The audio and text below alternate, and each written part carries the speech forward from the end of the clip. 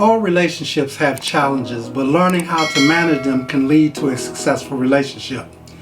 Welcome back. This is part 2 of how to improve your relationship. Thank you for tuning in. I'm Dr. Joe Laird, a licensed professional counselor, and I would like to share information that may transform your life. Today's video will cover several characteristics that can help you improve your relationship. In my previous video, part 1, I gave you 2 statements that I wanted you to remember. The first statement is, you cannot change anyone but yourself. They will change when they are ready, not when you want them to. Statement number 2, you do not need a partner to have a successful life. If they want to leave, then let them go. You'll be just fine. It may take some time, but you'll be all right. Statement number 3, you are in control of yourself and no one else. You have no control over what your partner does. You have 100% control over how you respond and how you react. So let us take a look at some characteristics of a healthy relationship. Healthy relationships require spirituality. Now, spirituality means different things to different people. Spirituality is about seeking a meaningful connection with someone or something bigger than yourself, which can result in positive emotions such as peace, contentment, gratitude, and acceptance.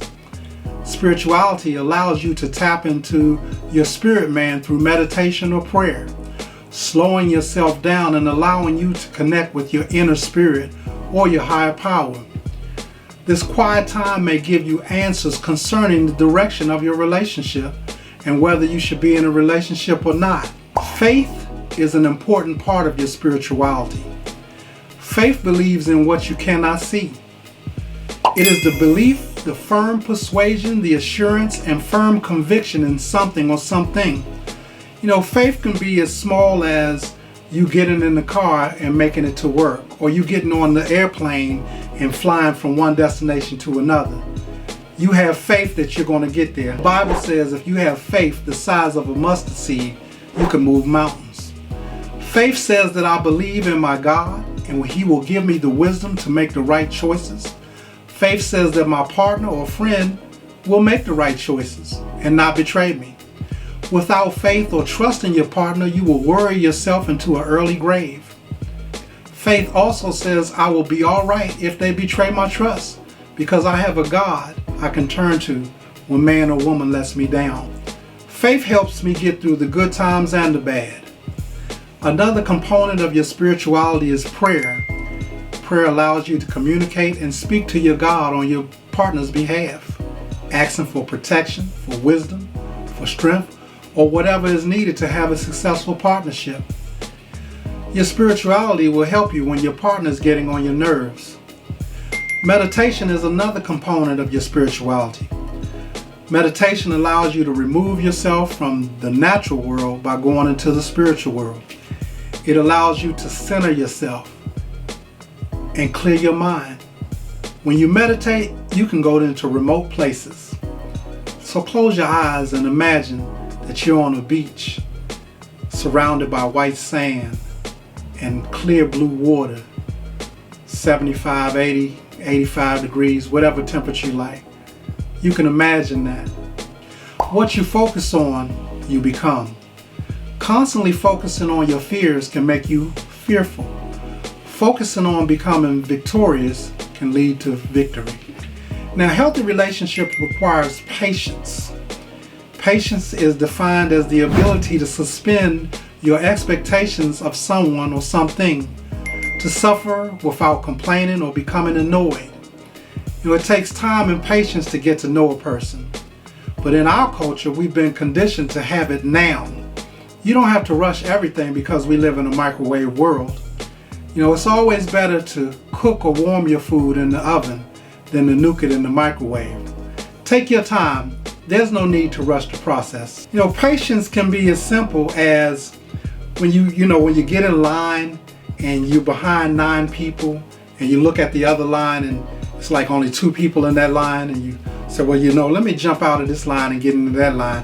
And then when you get in the line with 2 people, the line that had 9 people in it moves faster than your line. Now that's patience. God is trying to work on you.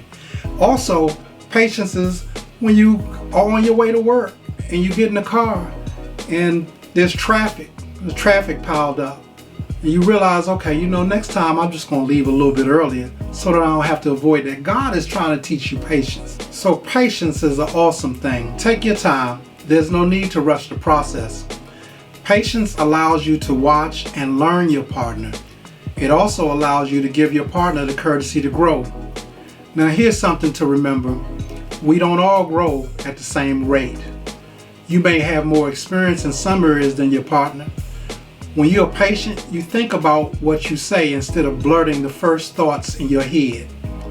Patience will prevent you from having a Will Smith, Chris Rock moment. Patience will allow you to think about the issue and handle the situation maturely. Patience will prevent you from rushing to have sex with someone you don't know and prevent you from realizing later that you should have waited. If the potential partner is unwilling to wait, they may not be the one for you.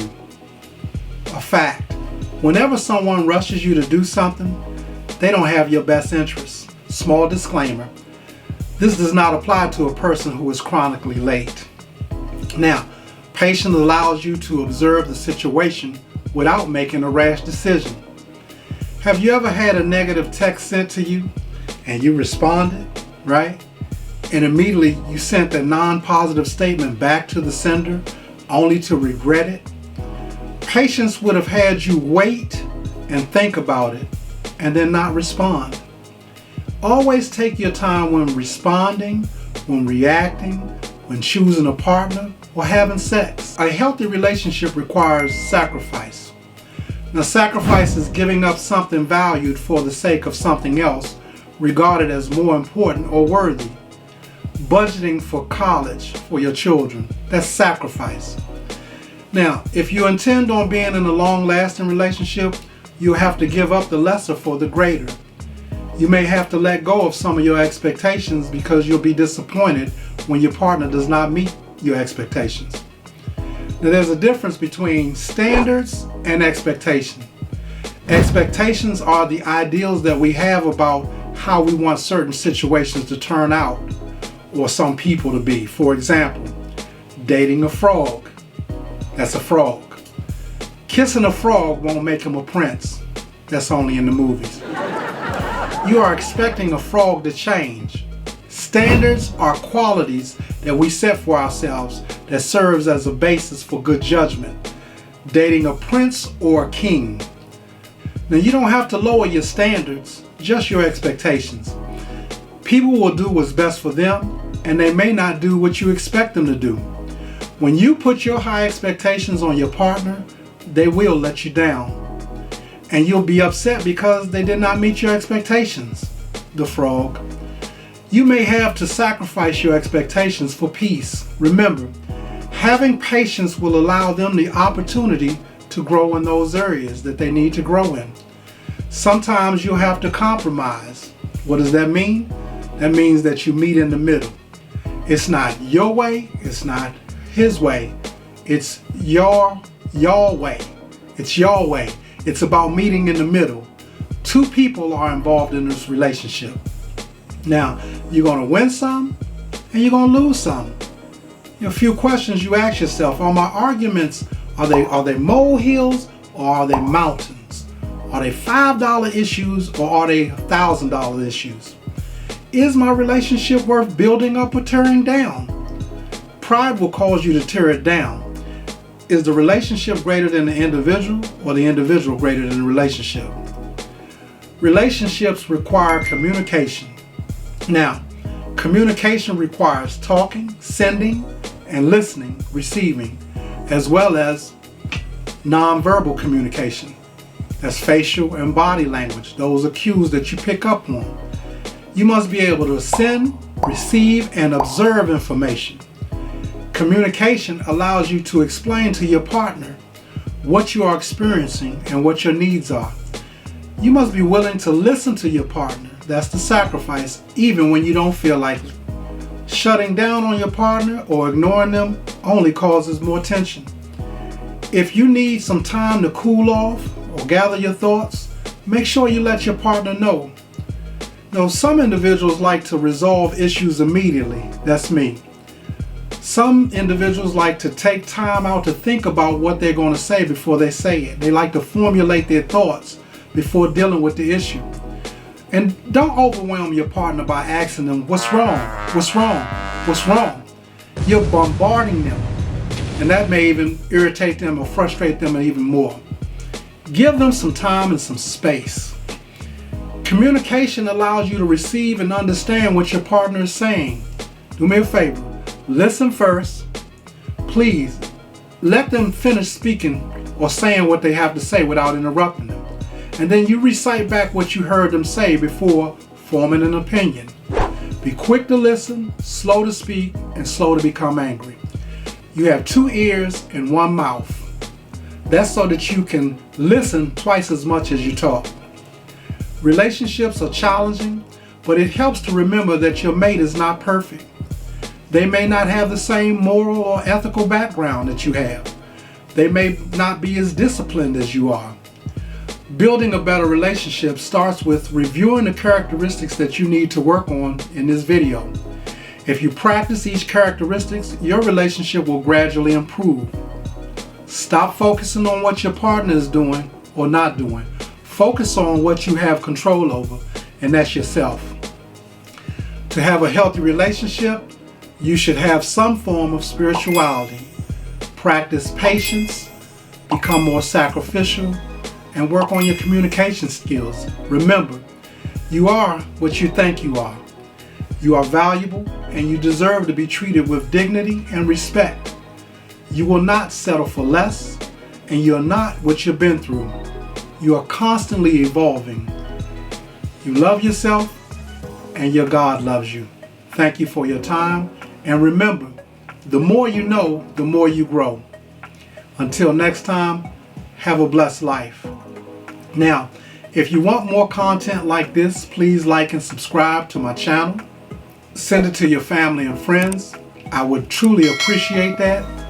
If you have other topics that you would like for me to address, please put them in the comments below. I just want to say thank you again for your time. Your input is critical. If you enjoyed this video, then check out part 3 of how to improve your relationship. Thank you. Have a blessed day.